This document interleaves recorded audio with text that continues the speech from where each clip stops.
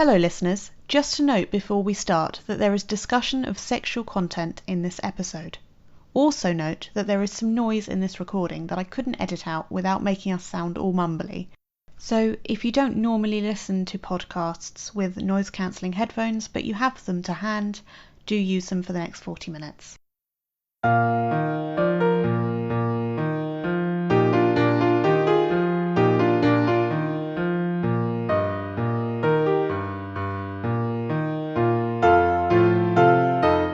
Hello and welcome to the Wormhole Podcast, episode 18. Joining me today is the author of 2 books, with one more on the way. These are the short story collection The Whispering Trees. The title story was shortlisted for the Caine Prize for African Writing in 2014. And the other book is the 2016 novel Season of Crimson Blossoms, which won the Nigerian Prize for Literature that same year. Finally, arriving in October, is the short story collection Dreams and Assorted Nightmares, and that is but a short list of this author's achievements. Welcome, Abubakar Adam Ibrahim. Thank you, Charlie. It's a pleasure to be here with you. How are you? I am great. Considering everything that's been happening in the world, with the lockdown, with the virus, with the uncertainty, I've been pretty well. Yeah, how are you? I'm okay, yes. We haven't heard all that much about what's going on further than Europe. How are you guys doing in Nigeria? I think better than expected, because everyone was afraid that if it strikes here, it's going to be a complete disaster, considering the population density as well, and then the fact that controlling people here is a bit difficult. Not a bit difficult, it's a tough job, actually. And then the fact that asking people to stay at home for weeks on end is going to be almost impossible, considering the way we live here, the way we interact with other people, and how closely knit people are. We've had about 20,000 cases now, confirmed cases, and generally I think people are kind of coping well. Of course, we had a lockdown for 5 weeks, and that was really, really tough on people. And a lot of businesses have suffered, and a lot of people who are engaged in small businesses and trades are struggling to cope. But all in all, I think the fact that we don't have higher numbers of cases is a good thing, and it's a stroke of good luck for us. I think the 20,000 cases have been sort of manageable. But then, of course, there's always this doubt that people have about the sincerity of the government, about whether they're being honest, about if we actually have those number of cases, because when you look at it critically, there's a lot of money involved in managing this crisis, and because of the penchant of the government to be corrupt, people are almost certain that the government is exaggerating figures so that they could siphon more public funds. I'm one of those people who believe that is the case, to be honest, considering everything that we know so far. Otherwise, I think we're doing good and we're coping well. That last bit, as you say, is a good thing. If the rest of it is difficult, yes. So, completely different subject. You were born in Jos in Nigeria and studied mass communication. Tell us more about your background. I was born in Jos. I grew up there.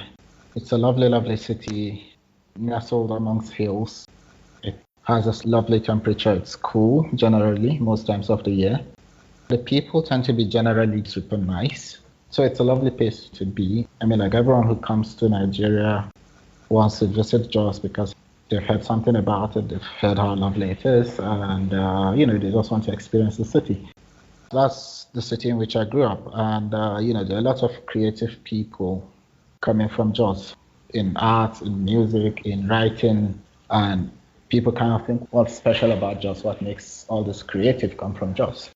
No one is really sure. It might have something to do with the weather, the hills, and the fact that the people are just very nice and open about a lot of things. It is a city that has also experienced violence, especially in the last 20 years. We've had civil violence amongst people of different faiths, different tribes, something that previously we had thought was impossible in a place like Jos because of how very well integrated we thought the people were. I'm not sure it's better than it was 10 years ago, that's for sure. But it's still kind of very delicate. Yeah, it's kind of depressing, actually. But we grew up there. That is home for us. Even though I haven't lived there in the last 10 years, it's still the place I dream of. And that is the place where I conceive my characters. Most of my characters have a connection to Jos. If they are not from Jos, something takes them to Jos, or something that happened in Jos has an impact in their lives, or something or the other. There's always this way of connecting my characters to Jos. I don't know if that is me trying to find this connection with my characters and making it a bit more personal. I don't know, but maybe someday I'll figure that out. In Jos, I grew up wanting to tell stories. I'd draw, I'd paint pictures. They were very childish. But at the moment I learned how to read and write, I discovered that was my preferred form of artistic expression. And I have been writing ever since. I think that's what I'll continue doing for the rest of my life. It's just something I enjoy doing so much, even though it's hard. And I don't think people know how hard it is to write. It's very, very difficult thing to do. But regardless of the hardship and the difficulty in writing, it is the thing that gives me the most fulfillment. So regardless of whether I choose to publish what I write or not, that satisfaction I get from actually writing suffices for me most of the time. We have this practice here in Nigeria that if your grades are decent in school, then you're going to be going to the sciences. You're going to be a doctor or an engineer or something or other. And I was on that trajectory up until I was about going into the university, and I realized I've always had this passion for writing, and that is what I want to do. I don't want to be cutting up people and looking into their insides, no matter how, if you like, call it chivalrous that's going to be, but that's not what I want to do. I want to look at life through the prism of writing. So I decided to study journalism because I am a very reserved person.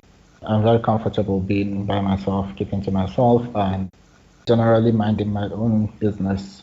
If I'm going to write, and if I'm going to write truly believable characters, and if I'm going to write about things around me, and in some way kind of engage with society, with the way we live, then I need to engage more with people. So journalism for me was an avenue to kind of go out there, force myself to go out there to interact with people. And yeah, I'm happy with the choices I made. I've not heard anyone yet who said about going into journalism for the reasons you have. You know, that's fascinating. But you've mentioned at the end here, you talked about your 12 years as a journalist. Can you tell us about your work on the Daily Trust? Currently, I'm the features editor for the Daily Trust. Okay, let me put it this way. I am very sensitive to the issues affecting my country. So I hate it when I see people plundering my country, stealing the resources that are meant for the people, and it annoys me very much. So when I have to work on stories where you discover one public official looting billions of nairas that could go into building hospitals, into building roads, into making the lives of people more comfortable, it annoys me deeply. So I generally prefer to write stories about ordinary people, right, who are affected by the policies of government, by the looting, by the corruption, by all of that, instead of writing about the corrupt people. And by doing this, I want to project that all those figures we see in the newspapers disappearing into someone else's pocket, affecting the lives of people in the ways that I'm going to capture in the stories I tell. And that is very important for me. So now we're telling stories about ordinary people caught in everyday events and how these events are influenced by the policies that the government make or the lack of the policies that the government make. It's always good to see that in some instances the stories you do have impact on the lives of people, because sometimes the governments become too embarrassed by the stories and they say, okay, you know what, let's fix this problem for these people so that don't embarrass us any further. Sometimes for things to change, we need the newspapers to talk about it. Yeah, absolutely. Yeah. On to your fiction. The short story collection, The Whispering Trees, is full of fantastical stories, full of folklore and myth. And it's a collection that becomes more and more shocking as you go on. It's a perfect example of the short story format. And you have a reading from the first story. So I'm just going to read from The Garbage Man. All the stories in the collection are stories I love, which is I wrote them, but The Garbage Man is one of my favorites. Okay, so Shara, Shara, Shara. His voice rang out in the mild rain, firm and melodious. It reached her, an echo from a distant dream as she stood on the veranda, absorbing the spray and the melancholy that rain had bred in her. Zainab had been alone in the house, as always, reading James Fenimore Cooper's The Last of the Mohicans when the rain had come with its overwhelming sense of grief. The image of herself and Fatih, her older sister, had come to mind. Two little girls in frayed gowns, wailing over their dead mother, taken by a failed heart. The rain on the roof had drowned out their cries. That afternoon, when the heaven's fingers were done drumming on the rooftops, she came out, looking through the dwindling rain at the young flame tree in the middle of the courtyard. It had an almost full head of crimson blossoms now. Some of the blossoms had been washed off and were lying at the foot of the tree. It was when she was thinking of her grandmother's Sineway avocado trees that the garbage man's voice caught her attention. He walked briskly and purposefully. His wet dark blue work clothes clung to his compact frame. His face was hidden by a baseball cap, but he reached out and wiped away the rain from his forehead. Her eyes followed him as he responded to a call from a neighbor's house. The woman addressed him through the glass panes, pointing to the back of the house. He disappeared behind the apartment and reappeared moments later with a garbage bin. He left the estate and returned with a bin, empty. He knocked on the door and collected his fee. He made a round of the neighboring houses, chanting. Then he turned and left. Oddly, she woke up the next morning thinking about the garbage man while her husband, Khalid, slept beside her. She got out of bed and went to the bathroom. She flushed the toilet and switched on the heater for Khalid's bath. Then she went to the kitchen to prepare breakfast. She walked automatically because, beneath, thoughts of the garbage man lingered. She wondered if he had to walk in the rain to put food on the table for an ungrateful wife, to give her little children, or to give his little children break money so they would leave for school without alerting the neighbors, or to pay rent on the shabby 2 rooms he probably shared with his wife, 2 children, and his sister-in-law. She giggled. She had no idea if he was married or had 2 children. She had not even seen his face, so she had no idea how young or old he was. She just thought that while her bespectacled husband walked in the bank's air-conditioned comfort, there were people who walked in the rain and sun. Yet the garbage man had seemed far from pitiful. It was not until late in the afternoon that she realized she had been unconsciously waiting for him. She just wanted to see if he could be the man she had imagined that morning. Someone with an ungrateful wife, living in squalor with a sister-in-law and 2 children. She laughed at her naivety and made for the bedroom. Lying on the soft bed, she quickly fell asleep and dreamt of children playing in the rain. I got to the Whispering Trees and I read a paragraph and I thought, this is a very different style of writing. And I realised, obviously, you've got the first person there. Yeah. And you do seem to write a lot in the third person. Do you prefer the third person? No, I have no preference, actually. I write the stories as they come. I like to think of myself as a vessel for the stories, and when they come with their voices and they come with their peculiarities as well. Sometimes you start writing a story in the third person and then the story says, well, I prefer to be written in the first person, and so you have to start all over again. I try not to dictate to my stories as much as possible. I prefer the stories to be organic. I write as the stories prefer to be written. I know that may sound cheesy to some people, and they're like, yeah, well, what's your job then as a writer? You're basically an interpreter. And sometimes, that's what it is. You're just interpreting the experiences of your characters. And the instance you say, well, I want to dictate to these characters where they're going to go, then you're going to have a conflict. Not the kind of conflict you want in a novel, but the conflict you have with your characters, and the story doesn't progress. There's no preference for me. There's just the way the story wants to be told. I hope readers will forgive me for moving on to your novel, because I got a lot of questions about Season of Crimson Blossoms. So Season of Crimson Blossoms, to keep it brief, it follows Binta, who is a devout Muslim woman in her 50s, whose home is broken into by Reza, who is a criminal in his 20s. Aside from the horror of this situation, Binta finds herself strangely attracted to Reza, and he finds likewise, and the two begin a secret relationship. So it's controversial in a few ways. and is a very good look at the various contexts and backdrops of the lives of further characters.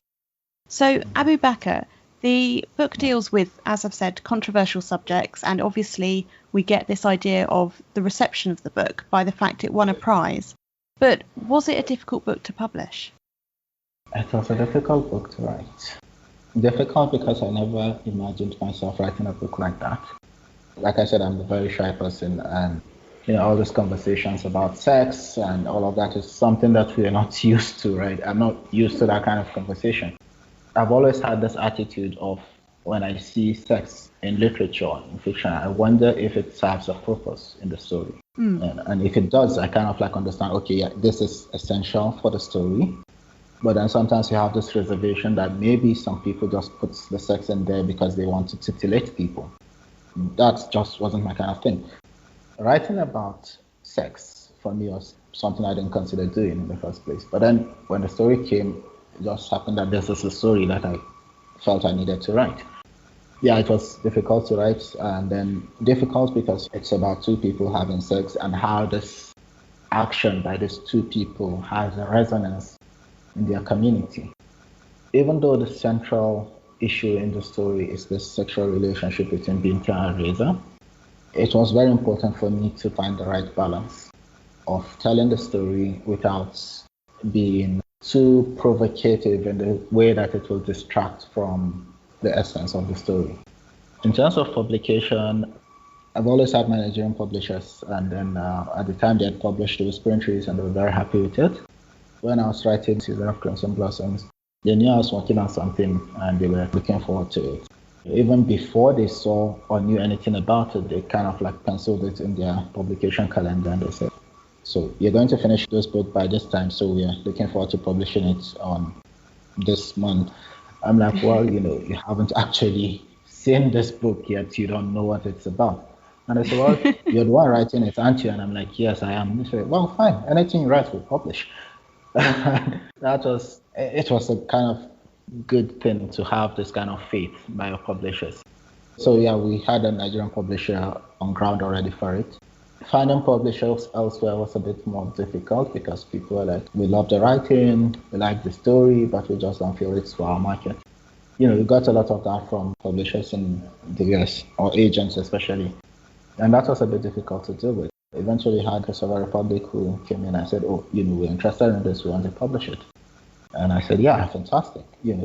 Publishers would understand what the story is about, even though it's very, I don't want to use the word Afrocentric. It's not Afrocentric in the sense that it's not talking about the whole collective African experience.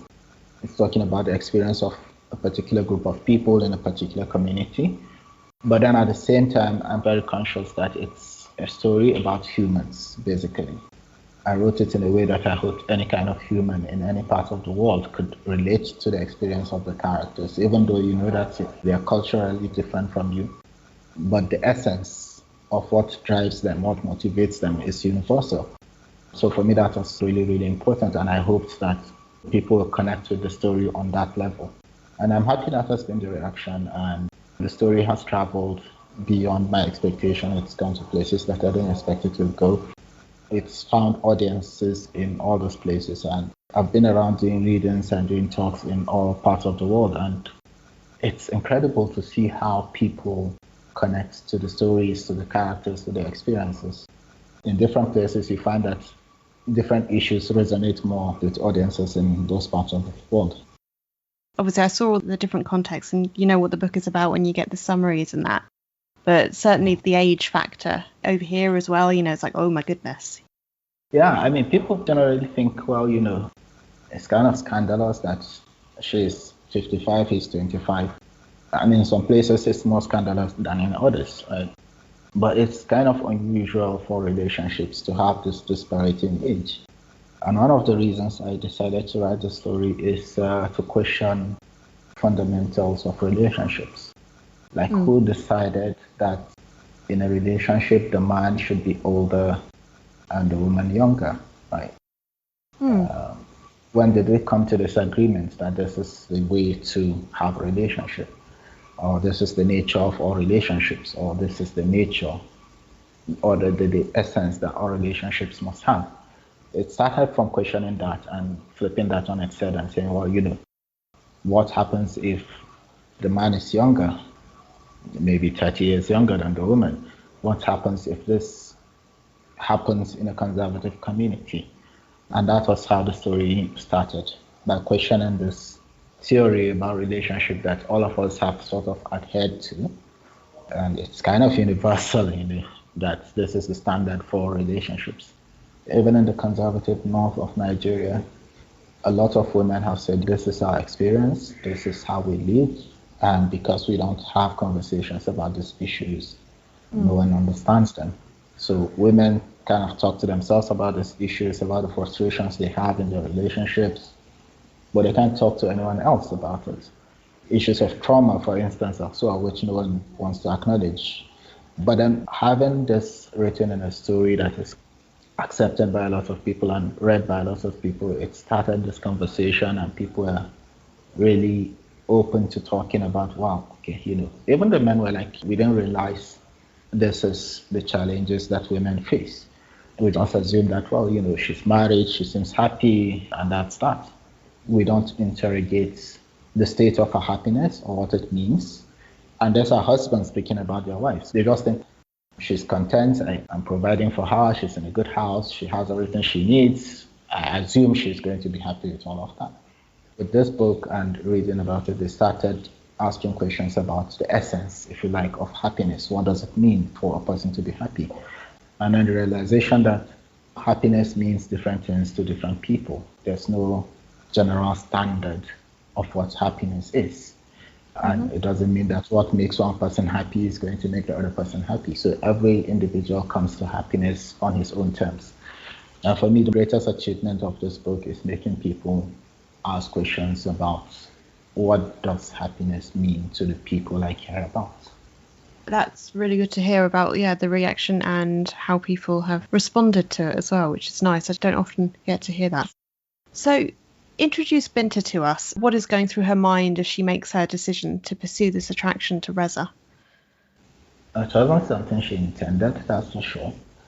She was at home minding her business, as was expected of her, trying to make peace with God, because she thought, I'm a grandmother, I'm 55, in the last stages of my life, I've lost my husband and all of that, so I should kind of reconcile with God for whatever reason and hope to make heaven when I die.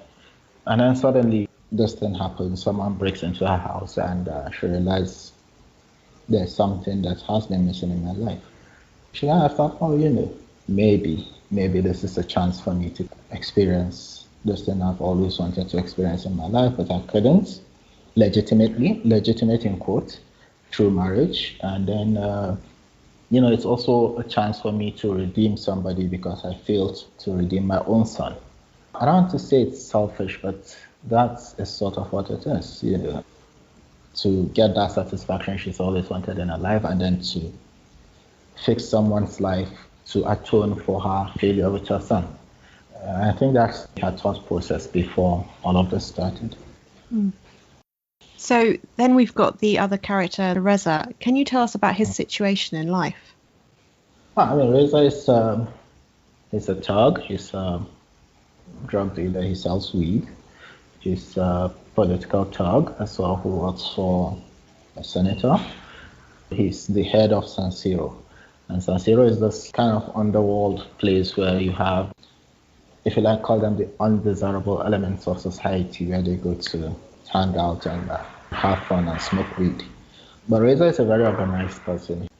Even though he's a thug and sort of a criminal, he's a conscientious criminal, if you like. He has ideas about how to run San Siro, how not to get in trouble, and generally to just get along with his business and be at peace with as much people as he can be. But eventually something happens. He goes out to jump Binta's fence, and then he meets this woman who strikes a chord in him. So then he robs her. It was intended to be a burglary, but she catches him doing that. That encounter they have kind of resonated with him in a way that made him feel guilty for robbing her. And then he decides to bring back what he had stolen from her, and then something had been triggered already, so the relationship just flowed from there.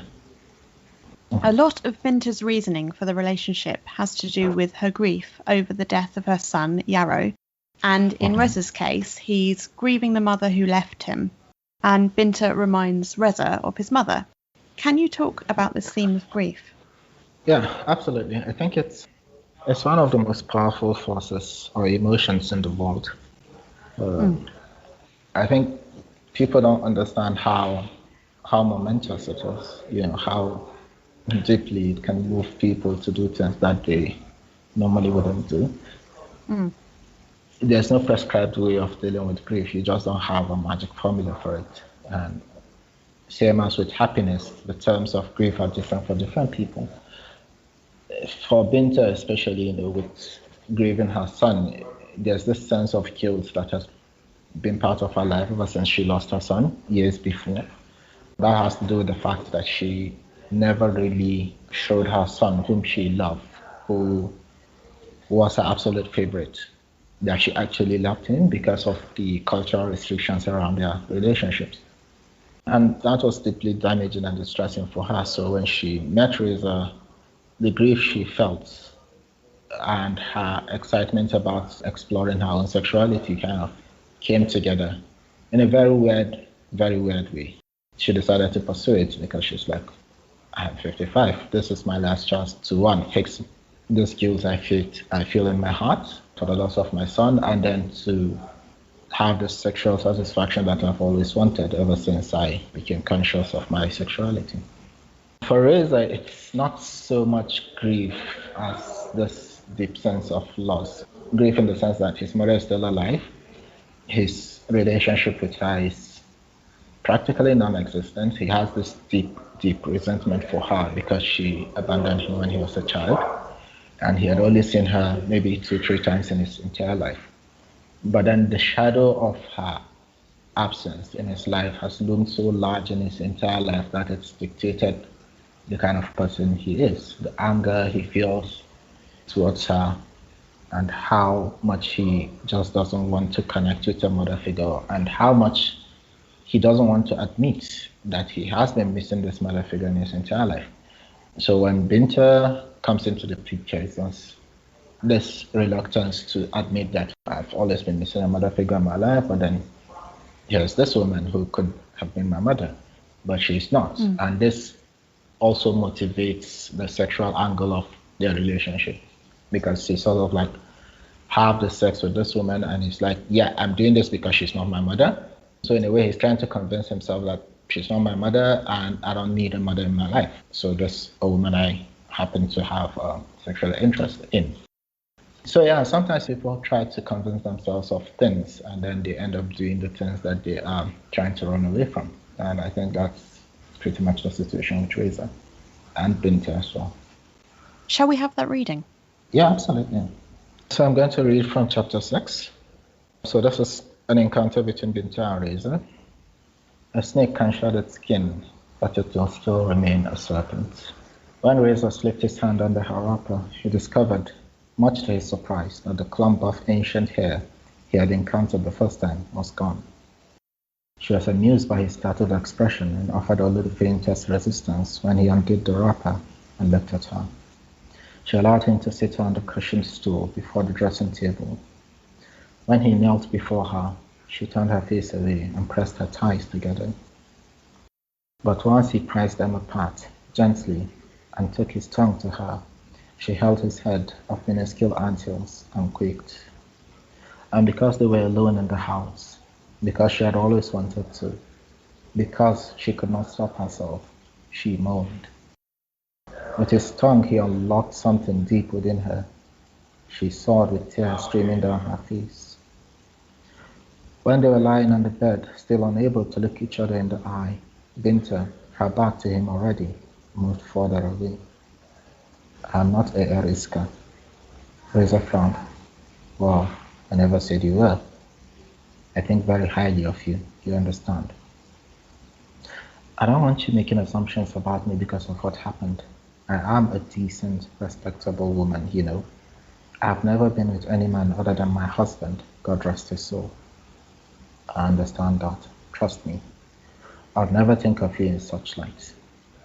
He sat up and swung his legs over the edge of the bed. I don't understand how this thing happened. She sighed. Since the last time you came, and I've been thinking people could look at me and see fornication written across my forehead, or perceive it smelled on me. He chuckled. You smell nice, and there's nothing written on your forehead. No, you don't understand. You may be used to such things. I am not. The first few days I was overcome by guilt and shame. Couldn't attend classes at the madrasa for fear people would know what had happened. And when you did come back, I thought you despised me for what had happened, what I let happen. And then a week passed, and I thought, oh well, perhaps I wasn't even good enough for him. What could he possibly do with a hag like me? No, you're not a hag. Stop saying that. He reached across the bed and put an arm around her. And I don't despise you. I thought you despised me for taking advantage of you, and I had no idea what to expect if I came back. I didn't plan for any of this to happen. You understand? No one must ever know about this. They won't hear it from me, I promise. She sighed. So why do they call you Reza anyway? He scoffed and moved away from her, turning his back to her. It was a long time ago. I was young then. She turned and looked at his tight muscles and saw how well chiseled his body was, reminding her how young he was and how old she had become. She drew the sheets over her bosom. I have many brothers from the same father, you understand? Cleared his throat, as if to cover away the dust the years had cast on these unvisited memories. For a while he was silent. They always made fun of me because I was different, you understand? She reached out and stroked his back, tracing the side-shaped scars. They always said bad things about, they're always saying bad things, you understand? So one day, when we finished from school, Bulama came to say things to me. He's older than me and he was always picking fights with me because I allowed him to. But I had some grass then, my first time, and I was feeling, bold, you understand? So I gave him a good beating. He picked up a stone, but I cut him with a blade, made a huge gash on his arm. His mother, Talatu, said that my father had given birth to an accursed Reza. She started calling me Reza to mock me. I didn't mind. So that was how. When he turned and smiled, she saw how ruggedly handsome he was. They looked into each other's faces, their eyes saying the things their hearts were thinking, things they would not voice. Binta looked away first, thinking how insane it was that she had just slept with someone who reminded her of her first son. He was probably younger than Yaro had been when he died. As we see Binta following her desires and behaving in a way that some might say is immature, we have this thread of her niece, Fa'iza, growing up, a young woman with her film stars and her romance books. Was this contrast between the ages of these two women something you were looking at? Absolutely. Binta and Fa'iza kind of have the same cultural orientation. They grew up under the same upbringing, thinking, social structure, and all of that. But then they are completely two different people because they belong to two different generations. Binta was raised in an era where this kinds of novellas that Fa'iza is reading didn't exist. The kind of movies that Fa'iza is exposed to did not exist at the time. So she didn't have the opportunity to be infatuated with them as Fa'iza is. So in that sense, the contrast in how people, Binta's generation grew up, how so much things have changed and yet how so little they have. In the sense that the cultural orientation Binta had about relationships, about getting married at an early age, because Binta was married at around the same age as Fa'iza is in the book. The way she was taught to relate with men, to relate the prospects of dreaming, of having ambitions, of aspiring to be something was practically taken away from her, whereas Fa'iza has all of this laid out before her. So it's that intergenerational interactions that I wanted to highlight by having these two contrasting characters living in the same space. At the same time, they have the same experiences of violence from just they've lost family, people they care about in this violence, and the kind of reaction that both of them have to these losses that they suffered are different. Different because of the nature of the relationship they have with the people that they lost. Fa'iza's character was very important to me because that was an avenue for me to explore the issue of trauma, which we haven't and still don't talk about as much as we should here in Nigeria. I think we have this general saying that practically everyone in Nigeria is kind of suffering from some form of PTSD because there has been so much violence over the years. Like everyone has witnessed some kind of horrific civil breakdown of law and order, some kind of criminality somewhere, some kind of traumatic incident that you don't even have the opportunity to process. And Fa'iza hasn't had the opportunity to process her own trauma, so she's struggling with it. And when it surfaced, eventually people didn't understand what she was going through. And then, unfortunately, Binta was too distracted by her own engagements with Reza and all of that to even give proper thought to Fa'iza's experience and her suffering. So basically, it's all about that. It's this, if you like, coming together of events and incidences and personal experiences at that point in time. Well, obviously the conflict itself is horrific, but I did love how you slowly sort of reveal what's happened to Fa'iza, and you do spend a lot of time really with her, and yes, so important. Your new short story collection, Dreams and Assorted Nightmares, sees you return to fantasy. Please tell us more. And I'm careful using magical realism because I'm conscious of how heavy that title can be, that making some kind of social commentary at the same time, even though it's a story I want to tell. But I can't pass the opportunity of making the social commentary, in a very nuanced way. So when you say magical realism, sometimes people think, oh, that's a bit extreme, it's fantastical, it's too unreal. But for me, really, that's not it. It's real because it happens. It's real because people believe it happens. And because they believe it happens, it influences how they think, how they behave, how they react to things. For me, that has always been my preferred style of writing, and I was very, very happy to go back to it. And in a way, it's sort of a return to the Whispering Trees for me, because all the stories are about this place called Zango. For those who have read The Whispering Trees, there's this story called The Cry of the Witch, in which there was a plague in a place called Mazade. So Mazade suffered from that plague so much that it kind of disappeared for a while, and then years and years and years later it resurfaces as Zango, which is a very strange, fantastical place that has this magical hold to all the people who are born in it. And the stories in Dreams and Assorted Nightmares are about all those characters who live in this space and how very varied their lives are, but how connected their fates are. So yeah, I'm absolutely looking forward to that book coming out in October and seeing how people react to it. Well, I was looking forward to it anyway. I was very excited when I found out you were going to have it published. But hearing you say the starting point is the story in The Whispering Trees, I'm even more excited. That's brilliant. And yeah, listeners, do pre-order as soon as you can. So, The Whispering Trees and Season of Crimson Blossoms are out now from Cassava Republic, and look out for Dreams and Assorted Nightmares in October. If you have enjoyed this podcast, do subscribe for future episodes. Abubakar, this has been absolutely fantastic having you here, and I have learned so much that I never would have guessed. Thank you so much for joining me today. Thank you, Charlie. It's been a great pleasure having this conversation with you. And make sure you take care of yourself and stay safe. On Monday, the 27th of July, I will be talking to Sophie Laguna, author of 1 Foot Wrong, The Eye of the Sheep, The Choke, and the forthcoming Infinite Splendours. The Wormhole Podcast, Episode 18, was recorded on the 28th of June and published on the 13th of July 2020. Music and production by Charlie Place.